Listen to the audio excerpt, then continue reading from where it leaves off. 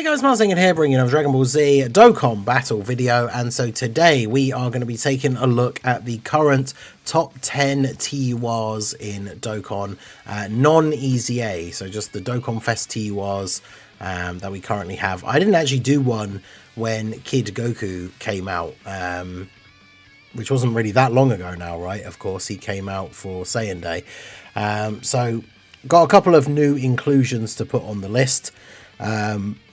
I took a look at my previous list as well before making this, and there's definitely been a bit of a shuffle. Obviously, we've got to take into account the anniversary content, various different kinds of new events, right? We got the Formidable Foes, which is a shorter event, which is hard right from the very beginning, but can have status effects applied. Obviously, we have the Festival of Battles, which, as you guys know, we've talked about it enough since it came out, is not an event that I particularly like or think is very well designed. It's not an event that I will be using to like rate units, right? So there's no units really going to be on this list that are in a higher position because they're good in the Festival of Battles. So that's not really something that I take into account. And that's something to bear in mind, as I say, with every tier list. You guys know, if you check out all of my tier list videos, I say this in every single video, but these are based on my own personal experiences with the units, how I've gone on with using them. Obviously, if you've had a different experience using them, your list is probably going to be slightly different. Maybe you value certain other events over some of the ones that I do, and there's a bunch of different factors for each unit. It does get very difficult with ranking units now, especially when they do very different things. So one of the things I've started doing with my recent tier list is, whilst I still use the 1 to 10 like format, I've also got the tiers, colors, essentially units that have the same color tier on the list, which we get to at the end, can essentially just be switched around in kind of any order that you want within that same color. And then I could see like arguments for that, right? So if there's enough of a gap, the next unit down will be a different color. However, if I think the unit below another unit, like let's say 4 and 5 as an example, if I think it's really close and they could easily be switched depending on a different situation or a different team or something, then I will make that tier the same color, like 4 and 5, right? So as always, let me know what you guys think down below.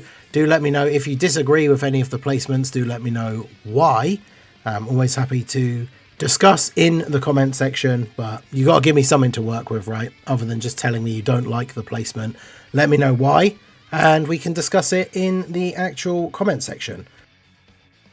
So we're going to go ahead and jump in and start at number 10. With the Tech Vegeta from Saiyan Day 2024. I mean, this guy obviously is over a year old now. And he can still be good in some events. Obviously, in longer events, like I said, I don't consider the Festival of Battles when ranking these units, but obviously long events, he can be good with the stacking. His biggest problem is that the anniversary content that came out was at a kind of level where very early on in the event, he can be a bit of a liability. And then against some of the hardest hitting bosses from like the new red zones from the anniversary, for example, even with the few turns that he does get to build up before you get to that point, he's not necessarily at the same kind of level defensively as some of these other characters, or at the level that realistically we would need him to be for some of the toughest bosses. But he can still be very good. He's got a good team, obviously Vegeta family or Super Saiyans, and then the extra going to Pure Saiyans, Battle of Wits, all Mastered Evolution, does include quite a decent selection of characters. He's one of the few 200% leaders currently for the LR Bardock with his EZA, without his EZA, sorry, with his LR Awakening. So he's pretty good. Number 10, obviously, again, you know, him being at number 10 doesn't mean that he's bad. He's just not as good as the other units that are above him in the list, in my opinion. So then we have another unit. See, this guy, they are very different when we talk about how it's difficult to rank some of these units, especially when they do different things, right? So at number 9, I have the Super Saiyan 3 Angel Goku. Now, obviously, in a short event, like if we take something like Formidable Foes, especially with Goku's stun playing a factor there, Goku is obviously way better than Vegeta. But then if we're talking about a longer event, Goku does lose a lot of his defensive capability as you get multiple turns into an event, where of course Vegeta keeps building up. So there are different situations where they could look like the better option, but I think for the majority of like the anniversary content that we got, the Goku is probably still the slightly better option. The fact that he can be a go-to slot 1 for the Formidable Foes event is obviously very good. He can still work decently well as a slot 2 or as a slot 3 floater in the events that go on a little bit longer. But obviously once he gets, you know, past a certain point and has lost most of his damage reduction, he can become a bit of a sitting duck for some of these big, tougher bosses like super attacks. But remember that in slot 2 or 3, he's getting extra super attack potential. So he can end up having pretty decent raw defense with still that bit of damage reduction. He's just not going to be tanking big boss supers after a certain number of turns have passed. But in the shorter events, he can definitely be very useful. And again, like Formidable Foes, the fact that he can stun, I think is really good. So this guy, still very good. His leader skill is still pretty decent as well. Obviously, we have better options for things like Majin Buu Saga, but Accelerated Battle is a good addition with some good units. Otherworld Warriors, not as much, but there's a couple of good units on there, obviously. So he's still pretty good overall. He's at number 9. Now, it took me a while to figure out where to put this guy, and I'm obviously going to explain it. And I know some of you guys know that I've been hating on this guy in the videos for the last day or so, because he's the brand new Dokkan Fest STR Cell. He is at number 8. Now, I know a lot of people are going to think that that is too low. Or maybe you don't, I don't know. But again, this is based on my experience of using this unit so far. And I just can't get to grips with this guy. Like, I don't understand what the idea behind this guy and his design is, right? He's a unit that he can't really go in slot 1. His leader skill is not good for an extreme character. There are some good units on there, don't get me wrong. It's not like his team has no good units on it. But his team doesn't really have a lot of really good, consistent slot 1 units, especially ones that will link well with Cell himself. So he's a very confusing unit to use. He's not a very good leader. We tried him out on a run earlier on the stream today, using him on like the Int Buu or Tech Buuhan like team, their 200% lead. And he can still be pretty good, but obviously he is a unit that needs to revive, and he needs to be the one that revives. Like, this is the most confusing part of his design for me, is that after he activates his revival, he gets damage reduction 15% and guard. Getting this is what makes him a decent unit.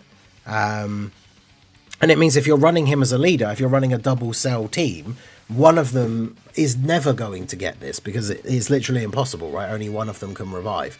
And the issue we ran across earlier today as well, which I hadn't thought about, is the fact that we talk about lack of slot 1s on his team. You could run AGL Goku, because he's a tournament participant and Accelerated Battle, so he gets the full 220 lead from Cell. But he also has a revive. And we had a rotation where we started on low HP, and then UI Goku didn't dodge, died, so got his revive. So then both of the cells are then getting this, right, the 30% damage reduction temporarily when receiving a super, but then neither of them can get the extra damage reduction across the board and guard, which is what makes the unit good. So it's one of those things. I might be overly hating, and you can let me know what you think down below, but the reason why I put him this low is because every other unit that's above him on the list now, which of course is the other like 7 to 1 slots, right, I can see arguments for why they're all better than him. I mean, there are situations where I guess you could make arguments for him being better than some of the guys that we're going to mention potentially. But in terms of units I would use in the current meta and how good I think they stand up in that meta, I don't know. I've just had really bad experiences with this cell so far. So let me know what you guys think. Is 8 too low? I don't know. Give me your thoughts in the comments. Let me know why you think he should be higher, if you think he's higher. But we'll get in and go over some of the reasons why these other units are above him. So at number 7, directly above him, we have Int Fat Buu. Now, the thing about Int Fat Buu is that these two units are very similar. They're both like revival characters. They're both not necessarily very strong defensively right at the start. And you kind of want them to get their revival like as early as possible, because that gives you the ability to play around. Not only does he get all these extra stats, but obviously he gets the extra super. You have the chance to use the active skill then as soon as you want, because you don't necessarily have to use it on that turn, but if he revives on turn 1, it's then available for whenever you want it. Otherwise it's not available until turn 7. But like, how did this guy come out almost a full year before STR Cell, and yet his ability is when he or any ally revives, he he gets all of the buffs. Whereas Cell only gets his good buffs if it's him specifically that revives, and if it's anyone else, he just gets the damage reduction against the super attack. And they're very similar units. Like Buu, it has to be Buu that dies for him to get the revival, right?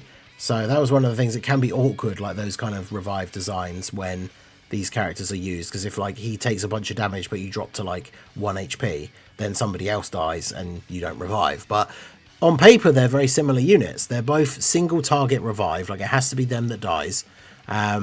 Buu does stack, although not like super fast, but obviously once he gets the revive buff and is getting the extra super, he has guard.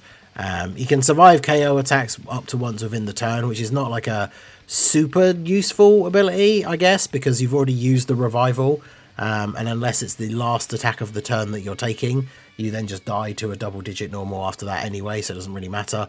But Buu's leader skill is definitely better. And when you look at Buu Saga Sworn Enemies or Storied Figures, Storied Figures is a bit of an iffy one, I guess. Buu Saga obviously is a very big, crazy category. And then Sworn Enemies is like all the Buus, Freezers, and Cells, among others. So, like, Cell absolutely should have had Sworn Enemies as one of his leads. Sworn Enemies and Worldwide Chaos would have been great for Cell, because it would have been all the Cells, Buus, Freezers, Goku Black and Zamasu, like really great combination of characters, but they went down this sort of tournament participants route. So arguably, Buu's team is probably better than Cell's, I think. And Cell's obviously on his team. He's actually on his 200% lead. But yeah, these two units are very similar. But Buuhan, the big thing with him, oh sorry, Fat Buu, is that his active skill is a Ghost Usher, which is basically a team protection ability, which when we talk about LRs and the tier list, we talk about Beast and stuff like that. Those abilities are giving these units a lot of extra value. And the thing is, what you're going to see people do with Fat Buu that you're not going to see people do with STR Cell is people have gotten wins in some of the anniversary content, Red Zones and Formidable Foes and stuff like that, using Int Fat Buu off lead. Because, like, so no, he's getting no bonus from the leader skill. So obviously, as soon as he takes a single normal attack, he just dies immediately. But in events that are a little bit shorter, you can put him in slot 3, he gets hit and dies, so then you revive. Then because you floated him off, he doesn't come back for another 3 turns. So let's say he was on turn 1, he doesn't come back until turn 4. Then on turn 4, you put him in slot 3, use his active skill, so you Ghost Usher the enemy, so he's not going to get hit and get killed again. And then you float him off on turn 4, he doesn't come back again until turn 7. And then if somebody else on the team has a target ability or some other way to stop him from dying, if you're not winning on turn 7, he's then not back again until turn 10. So, like, I've seen multiple runs against, like, some of the difficult events from the anniversary of people beating it with this guy, and he's not even on the leader skill, because that's how powerful that ability is. Like, he can eat an attack and die, but you can use it to your advantage, and like I say, do it in slot 3. Then he comes back and cancels out all the enemy's attacks. Whereas obviously Cell is not doing that. So for that reason, I think this guy just is better than Cell. Like, has more value in the more difficult events. Because he doesn't even need to be on the leader skill and he can still be good, right? So he's at number 7. Number 6, we have Buuhan. Now, this is one of the ones where this is the next couple of units I put all in the same colour. Because I can see reasons. I, myself, have moved these following 2 back and forth, like, above each other a couple of times now, I think, in these lists. But at number 6, we have the Buuhan, and then at number 5, we have Lord Slug. Lord Slug obviously returned for the first time on the banner for Cell. I think he's still very, very good. His leader skill is great. Demonic Power in Human Deeds movie bosses. There's a lot of options on that team. Obviously, he wants to be built a bit more around Demonic Power, but that is a very good category. He gets the Domain, which gives him the buff. But the thing is, even without the Domain active, like, his basic effect, as long as you have the 3 Demonic Power characters, is he has 66% damage reduction. So on a turn, like with Big Bad Bosses active, where he's post-super, he's just really, really strong defensively. So he's a very, very good unit. And like I said, in certain situations, my experiences with him, I do think he is better than Cell. And bearing in mind, like, I only got Slug at 55% on his first banner. I got Cell at 55%, and then I was so close to Pity, I ended up getting the dupe. And even in like the bit that I've been using Cell since his release, I feel like my 55% Slug is better than my 69% Cell. And then obviously Buuhan is an interesting one because again, he's a unit that isn't really good for slot 1. Like a lot of these guys are just not great slot 1 units, but he can be very good. He's on that same team build, right, with the Fat Buu, Cell, like is on his 200% lead. If you can get the right rotation, right, so that you can get the power absorption characters all in the one turn and get his active skill really early, then obviously he can be really, really effective. Like when he transforms into the Super Buu, then he's really strong defensively. You can get the ton of orbs and do a bunch of attacks, so you can build up a load of damage, and then obviously once he transforms back, then he's considerably stronger. And again, like for me, a lot of these guys are at 55%, so comparing them, it's not like I have one of these units rainbow and the other one at 55%, and that's why I think they're much better. And that's the thing, again, when I said at the beginning, these lists are based on my own experiences, so if you have the units at rainbow, maybe that makes a significant difference, right? And it makes it so that like Cell is clearly way better than like these guys if they're all rainbow. But from my experience of using them so far, I would say these guys are all better. Buuhan is still very good, but I think I do like Slug that a little bit more. But obviously let me know what you guys think down below. And then the next one we have is Dmer Vegeta. Now, I know a lot of people are really down on this guy, and I do think he's not as good as he probably should have been, but I definitely think he's overhated. Like, I've used him quite a lot, and we've talked about this on the podcast, even though, like, you know, people don't like this whole situation with the Super Saiyan 4 Goku and him giving this sort of like crutch to the Power Beyond Super Saiyan units and stuff like that. Like in the runs that I've done where I've been using like a Rainbow Friend Vegeta and having Super Saiyan 4 Goku on the same rotation for the extra bit of support and damage reduction, like I've had this guy work really well for what he's intended. Now, the reason why I wouldn't put him any higher than this is because he is kind of locked to being in slot 1, right? And in some of the toughest events, especially if you don't have the Super Saiyan 4 Goku on rotation, he isn't going to be the best like slot 1 tank. So he's not like the best TUR or anything like that. I mean, again, I put these three in the same color tier because there are situations like, again, this guy doesn't have to be in slot 1. He's not really a good slot 1 unit anyway, right? But post Super on his best turn, he probably just is straight out better defensively than Dmer Vegeta. So you could even argue that Slug should be above Dmer Vegeta, potentially, again, based on my own experiences. But I put these three in the same tier, so if you wanted to switch these guys around in any kind of order, I could see that. Dmer Vegeta, if you think he's lower, that's fine. I don't think he is lower. I mean, again, I guess this guy is a weird spot on the list, because you could argue that he's better than a lot of these other units because of the whole just throwing him on a team even without the leader skill, and he can still do well. But that's just down to the specific like tricks and like mechanics that he has. He as a unit overall is not better than them in terms of like attack, defense, that kind of stuff, but obviously he just has this very interesting design where his gimmick is just basically enabling him to be run on these teams even without a leader skill, because he can keep the enemy from killing him or you for at least 2 appearances, which is certainly interesting and certainly a powerful mechanic. But like relating him one-to-one with other units is kind of hard, because we're not saying he's good because of his stats and everything, right? It's because of the mechanics that he has. So yeah, I mean, you could even argue that he is in the same color tier as these guys because of that ability, but because obviously that's the only thing I think making him still relevant, I kept him in a separate tier. So that takes us all the way up to the top 3, with these guys being in the same color. So at number 3 we have the Dmer Goku. Dmer Goku I think has gotten a lot of extra value. We obviously know that like Dragon Ball Seekers is getting buffed with the all the Dmer characters, Transformation Boost and Dragon Ball Seekers, and then having like Pure Saiyans or Accelerated Battle is a pretty good leader skill. I finally got Goku. I didn't get him off his original banner, so my original placement was just kind of used off of the little bit of knowledge that I had of him, and trying like him out as a friend lead. But now that I have him, and I got a couple of dupes as well, right, from the Vegeta banner, he definitely is very, very good. That first turn, having the bunch of extra dodge chance makes him a viable slot 1 if you've got like a bit of a weird rotation on his first turn where you don't really have one of your go-to slot 1 units, so you can just kind of throw him in there instead. And then obviously he has the raise allies attack by 41% for 2 turns as part of his super attack. So if he gets multiple supers, this stacks.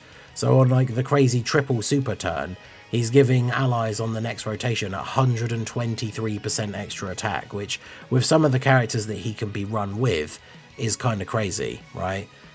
So he's definitely very, very good. He doesn't have any like one big standout mechanic that makes him really crazy, but he's just got really good stats overall, does really good damage, has the dodge chance, is giving that bit of support as well. Like you can throw him on teams and just use him as a 3rd slot floating unit if you really want to, because that attack support that he's giving to the next rotation is still very, very valuable. So I think he's very good. He also has the active skill that can do a decent bit of damage. He's got decent links.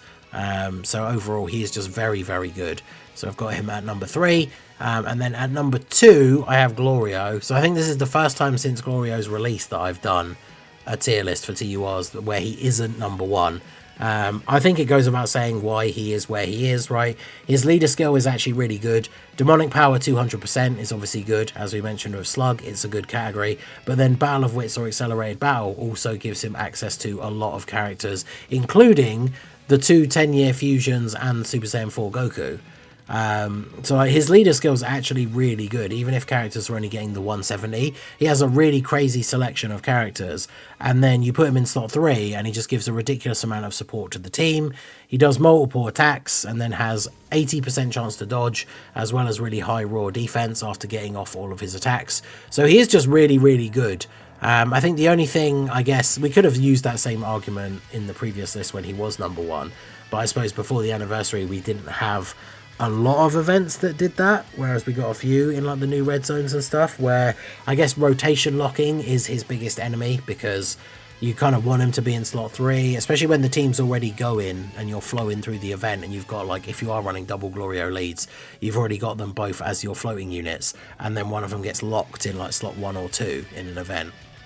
Especially because if he gets locked in slot 1, he's not particularly great. He still has high chance to dodge, like in his passive, so you could still get lucky with the dodges, but if he gets locked in slot 1, he's obviously in a bad spot. But otherwise, he's still in a very, very good place in the meta, still very competitive, his team is still really good, the support that he gives is crazy, and obviously, like, depending on the leader skills that they have, as we get more of these Dmer characters, then he's going to be able to be on those teams, right? Because he's on Dragon Ball Seekers, and things like Accelerated Battle, which we've seen these guys be on. So he is going to be on teams for a while. His lack of categories is, I guess, a bit of an issue, but he's still insanely good, right? And then I did make number 2 and number 1 the same color tier, but I do think number 1 is Kid Goku. Kid Goku is ridiculously good.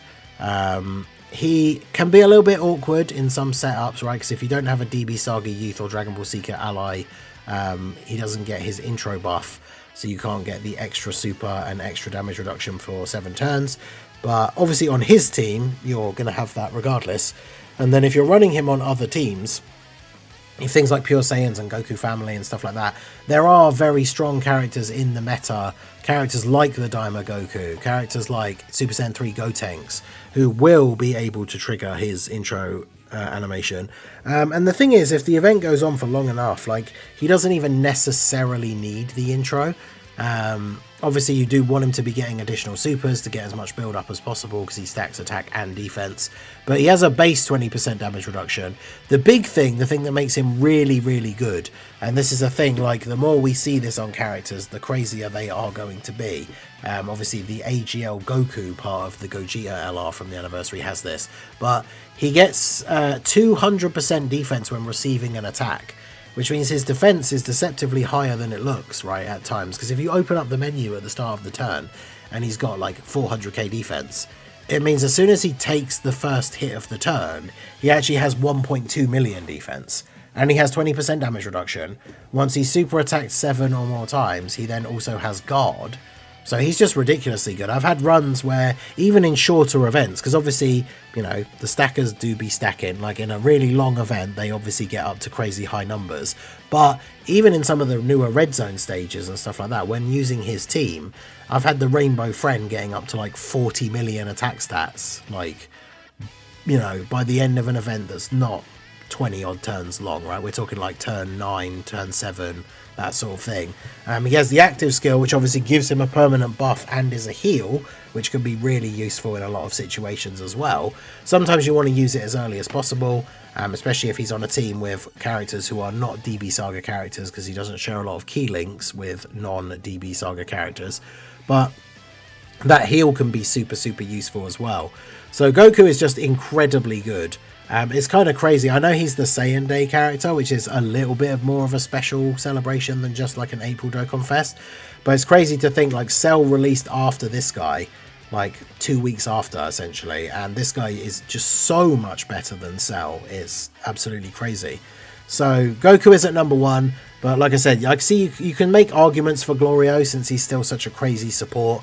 And like as he gets more teams and stuff, I feel like any team that he is on, like I probably would just be running him as a floating third slot support, whereas there are some teams of like pure Saiyan builds and stuff like that where I potentially wouldn't throw the Kid Goku on, especially if I'm not running any of the units that would trigger his intro, right?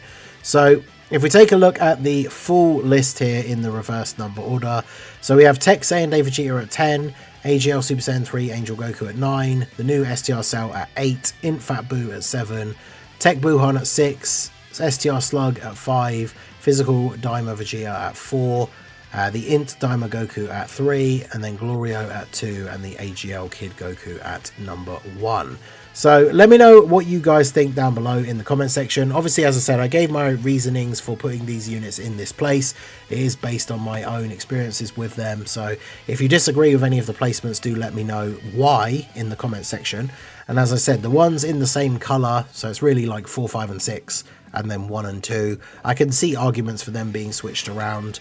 Again, even potentially Fat Buu, because of he's a bit of an anomaly. As I said, he's on the list because of his very special mechanics, which still make him useful even now in content where he is kind of power crept, which is very interesting. So he's kind of a bit of an anomaly compared to other units on the list. But do let me know what you guys think. Let me know your personal top 10 down below in the comment section. So that is going to be it for the video, guys. This has been the Masked Ningen. Smash that like button, subscribe to the channel if you are new. Check out the links down below, and I will see you all again soon. Have a good one.